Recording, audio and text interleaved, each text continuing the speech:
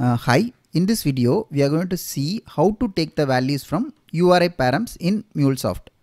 So what is URI params? For example, if you have any URL, for example this is a MuleSoft URL and I have something called employee and I wanted to send some request or get some request for employee ID 1001.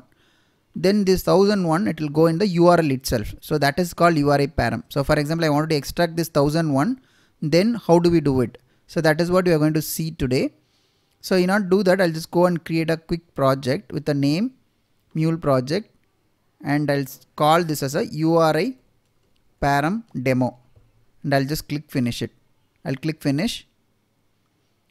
And now I'm going to add a HTTP listener because URI param is part of HTTP listener, because whenever we receive a request, whatever we are going to pass it in HTTP, we are going to receive it in an attribute section. So now I'll just configure the connector configuration with default port 8081. I'll click OK and I'll just call this URL endpoint as employee, and then we are going to receive some more additional information here. So we need to define that. So this path, right, you have to add as a curly brace, and this is nothing but your employee ID. It's going to come in a URI parameter. So this is employee ID and I'll copy that, and now the listener configuration is complete. So now we need to extract the EMP ID, right? How do we do it? I'll just add a variable. I'll add a set variable and I'll just create my employee ID. So the name field I'll create as employee ID, and here you just click that to expression mode and it will come, the URI parameter will come in the attribute section of your Mule event structure. So I'm going to take that attributes dot URI params. Just type, it will come URI params, and then you just click. We know we are giving that field as employee ID, right? So you just copy that employee ID field. So whatever it's coming in this position, it's understood as a EMP ID. So I'll just copy that and I'll put it here. So now whatever it's going to come in this employee ID, we are going to store that as a employee ID variable. So now this variable thing which you wanted to configure, that is complete. I just wanted to show this particular one properly extracted from the URI param. So I'll print this employee ID. I'll use a logger just to show logger.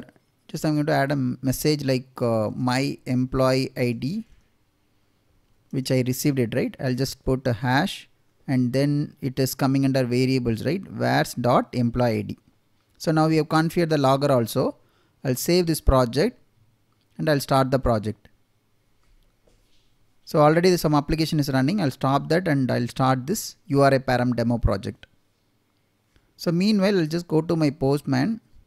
Yeah, so we have all the things are ready. So this is the one we are going to invoke it.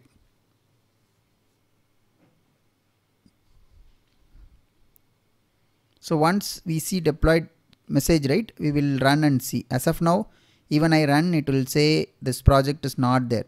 You will not be able to see receive the request. See here, could not send request. So it will not be able to send the request because the application is still not up.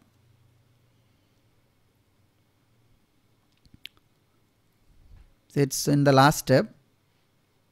So once it's up, we are going to send some request and then we are going to see our console just to see whatever it is extracted from the URI param, the actual employee ID is coming properly or not in the console. In a real time, what we will do in a real project, so once we know how to extract it, so we have the value in our hand, so that value we can pass it to our backend system, or any processing we need that value, we can take it from this way. How to extract it? Attributes.URI param.employee ID. So this way you can extract the URI params. So now I'll just run it because we saw the project has started and it's showing deployed status. See here 200 OK, which means our Mule app has received the request. I'll just go to the console and you will be able to see the last step, which is a logger step, and you are able to see the employee ID is 1001.